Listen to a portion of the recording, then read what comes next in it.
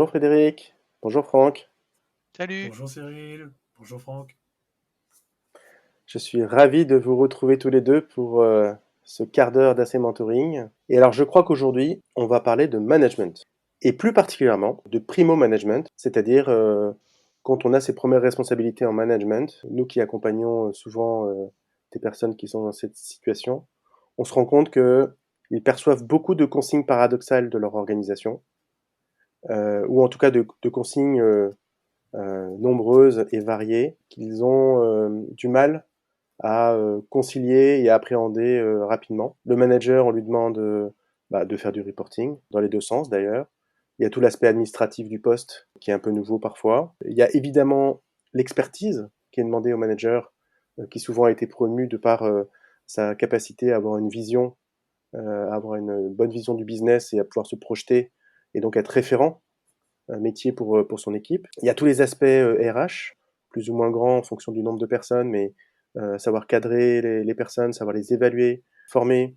Il y a tout un aspect gestion d'équipe, surtout quand les gens sont censés travailler ensemble. Comment développer l'intelligence collective, le faire plus avec moins, être plus agile, plus réactif en fonction de situation. Il y a évidemment tout le côté je porte la parole de la direction et je porte la stratégie de l'entreprise, même si j'y ai pas forcément participé. Il y a toutes les attentes autour de organiser mon équipe, mettre les bonnes personnes au bon endroit, leur attribuer les bons rôles en fonction de leurs compétences. Et puis tout le côté dont on parle depuis quelques années sur l'entrepreneuriat, comment expérimenter des nouvelles choses, comment tester soit des business nouveaux, soit des méthodes d'organisation. Tout ça, ça fait quand même beaucoup de choses sur lesquelles on attend les managers et pour les nouveaux managers, c'est souvent angoissant. Donc, comment Franck, en particulier Franck, tu vois cet autre métier qui est le métier de manager? Eh bien, dans la plupart des entreprises dont je peux observer le fonctionnement, je ne le vois pas très très bien pour être honnête, parce que très souvent, on promeut quelqu'un et on estime que le fait de le promouvoir ou de la promouvoir va suffire à ce que elle ou il soit en capacité de faire le travail. Et c'est au-delà d'être angoissant pour la personne, très belle occasion manquée de faire du vrai développement des collaborateurs. C'est un nouveau métier, manager, c'est un autre métier. Et donc, il serait bon, il serait souhaitable qu'avant d'en donner la responsabilité, on forme. Donc, le processus idéal, évidemment, c'est former dans les années avant que la personne ne prenne le poste sur des éléments de leadership et de management. C'est surtout juste avant de prendre le poste et pendant les 100 premiers jours, d'accompagner cette personne dans la prise de poste. Alors, ça peut être fait en interne, sous un principe de mentorat ou de take-over, quand celle personne qui s'en va passe du temps à transmettre la fonction au successeur. Ça peut être fait sur un principe de mentoring externe, comme ce que nous faisons chez AC Mentoring, d'accompagnement pour les onboarding, sur ne rien rater des fondamentaux de la prise du poste. En tout cas, ce qui est sûr, c'est qu'il faut donner les moyens à la personne qui a été promue ou recrutée de prendre pleinement sa place dans ce nouveau job. Parce que manager, c'est un nouveau job. Alors, c'est pas que ça. Frédéric peut nous en dire un peu plus, mais c'est vraiment un nouveau travail. Exactement Franck, si on se réfère à vraiment ce type de manager, en fait, on redevient débutant quelque part dans un job à 100%. Mais en même temps, on est arrivé là souvent par rapport à une expertise métier qu'on a construite, et tout à coup on se retrouve propulsé dans un autre rôle qui est juste un autre métier, et le seul lien qu'on a pour se rassurer, etc., c'est l'ancien métier qu'on avait, on va dire.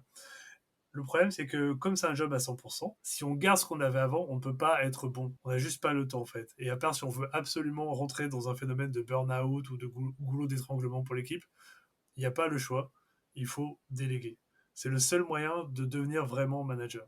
C'est de lâcher une partie du métier qu'on faisait avant pour embrasser complètement cette nouvelle fonction. Déléguer, en fait, c'est terrible pour un manager. Parce qu'il faut confier des choses à des gens qui ne savent pas forcément faire, qui débutent, comme on a débuté à une époque, des gens dont on va peut-être juger qu'ils vont faire moins bien, moins vite, etc., etc. Et cetera. Et on a toujours plein d'excuses pour pas déléguer, en fait. Il y a plein de freins. Les plus classiques, c'est que déjà, en général, on aime son métier et on aime ce qu'on fait, donc on a du mal à le lâcher pour faire des tableaux de reporting. On est aussi à l'aise dans son métier, on le maîtrise, comparé au nouveau métier de manager. Donc on peut des fois se réfugier tout simplement sur un domaine où on est sûr d'être compétent et la compétence a été reconnue. Ou alors, effectivement, le vieux réflexe de se dire je fais mieux, je fais plus vite, ça va être plus simple comme ça, et on fait à la place de l'autre, en fait, au lieu de lui montrer. Mais tout ça, ce sont des pièges, en fait. Et il faut arriver à passer au-dessus de ça, à comprendre qu'on a besoin de déléguer pour soi, pour devenir un vrai manager, et qu'on a aussi besoin de déléguer pour l'équipe, pour que l'équipe devienne performante.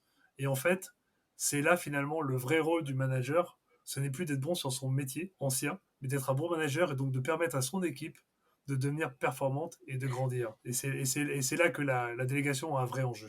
Ce que tu veux dire, Frédéric, si je comprends bien, c'est qu'il faut être capable de lâcher prise par rapport à ces anciennes ou ces anciens automatismes. Alors, je dis pas lâcher les prises, hein, parce que sinon on tombe si on lâche toutes les prises, mais au moins lâcher prise dans le sens prendre de la distance, savoir se détacher, savoir prendre un certain recul pour pouvoir construire la confiance qu'on a dans ses collaborateurs, pour pouvoir aussi non pas les abandonner, mais s'assurer que quelque part bah, ils savent faire ou qu'on a mis en place quelque chose pour qu'ils apprennent à faire. Et puis surtout que, enfin, et également qu'ils aient la capacité temporelle de le faire. Donc c'est ce qu'on dit souvent, la capacité tout court et puis le capacitaire, c'est-à-dire la bande passante pour pouvoir le faire. Et ça nécessite une posture qui est un peu différente. Et alors en anglais, il y a un mot qui revient beaucoup dans la littérature du management depuis une quinzaine d'années, qui est le servant leader. Comment tu traduirais ça, Franck? Mal, je le traduirai mal. En français, on trouve parfois le concept de manager coach pour essayer de parler de la même idée que ce que tu viens de dire. Et il y a des points très intéressants au fait d'utiliser le concept de manager coach. Un coach, avec la personne qui est accompagnée, passe un contrat. Le management, au sens même le plus historique du terme, c'est un contrat, se traduit par un contrat. Donc le fait de dire que le manager coach, c'est celui qui passe un contrat avec ses collaborateurs pour que ces collaborateurs, une fois qu'ils ont compris ce qui est attendu d'eux, se donnent les moyens, mettent sur pied leur plan d'action, visualisent leur but et que ça, ils peuvent le faire parce que leur manager les aide dans ce process et dans cette démarche, effectivement, manager coach, ça le caractérise bien. Cela dit, ça ne correspond pas parfaitement au concept de servant leader qui va un peu plus loin sur d'autres sujets, mais aussi ça peut induire en erreur parce que le coach, à la base, à part quand on parle du coach sportif, et encore, du coach sportif d'équipe professionnelle de sport, c'est quelqu'un qui se met une obligation de moyens.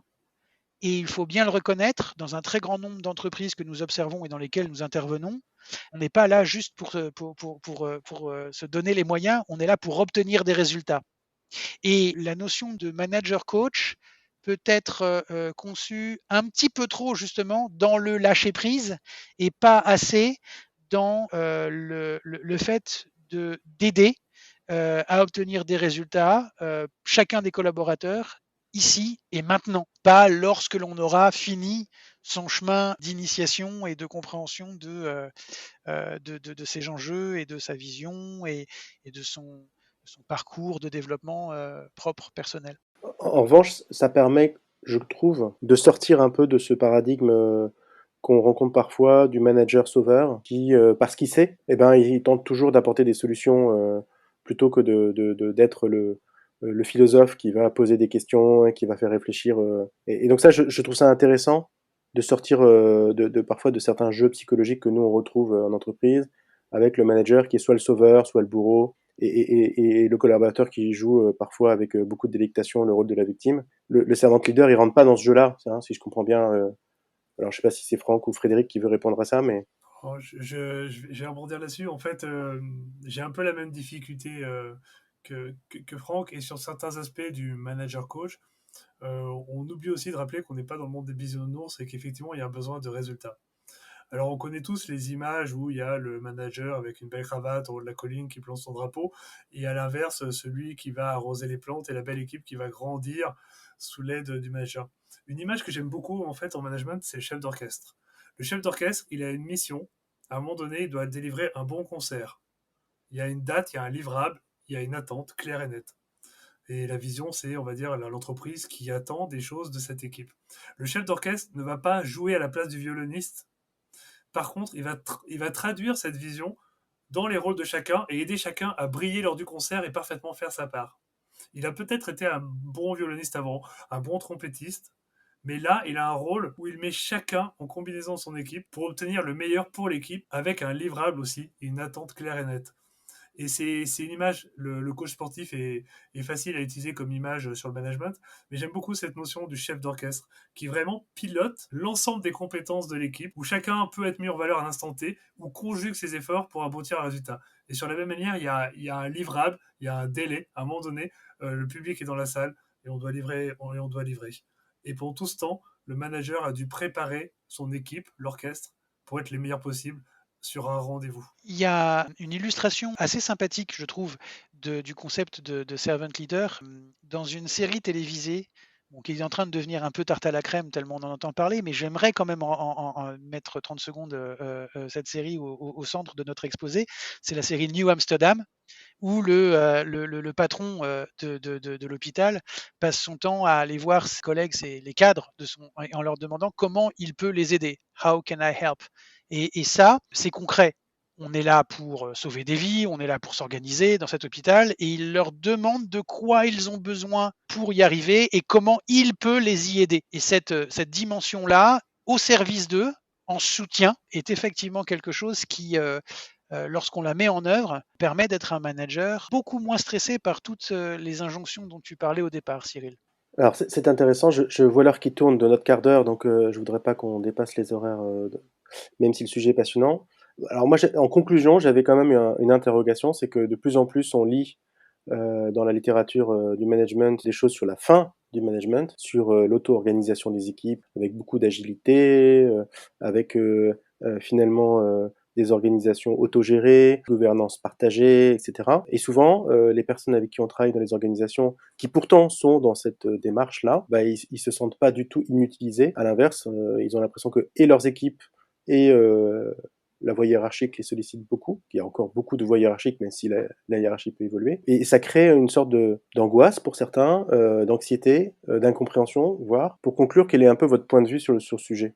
Je vais parler d'abord parce qu'avec moi, ça va être assez rapide en fait. Je pense que la redéfinition de la gouvernance et l'organisation des structures est un élément très positif et très important. Je ne pense pas du tout que ça signifie la fin du manager. C'est juste que ce type de rôle évolue, prend une tournure, une patine très différente. On va parler d'huile dans les rouages, de coordination, d'arriver à faire avancer par rapport à ses compétences, peut-être plus que de rôles bêtement hiérarchiques en top-down. Et donc, pour moi, il disparaît pas, il devient juste différent, voire en fait plus intéressant. Franck, tu veux peut-être compléter? Oui, quand effectivement il n'y a pas une volonté définitive d'éliminer des postes de management dans l'organisation, plus une question de créer des postes de manager comme Frédéric vient plus riches, comme Frédéric vient de le dire. En revanche, quand on décide dans certaines organisations de supprimer certains postes de management, notamment le middle management ou les postes de management de proximité, eh bien les gens qui ont pratiqué le manager coach, le servant leader, sont des gens qui vont pouvoir trouver une autre place dans l'entreprise de type facilitateur, de type modérateur. En anglais, il y a les termes de enabler, de change agent, qui sont des rôles transverses qui ne nécessitent pas d'avoir une équipe, mais qui sont au service de l'équipe là encore. Donc, même si on parlait de la fin du management, on ne parlerait pas de la fin des qualités du manager coach ou du servant leader. Très très intéressant, et je pense que ça ouvre des perspectives à plein d'autres podcasts sur ces sujets-là. Écoutez, je vous remercie énormément pour vos avis et vos retours d'expérience. Et ben écoutez, je vous dis à très vite pour un prochain podcast. Avec plaisir. À très vite. Salut.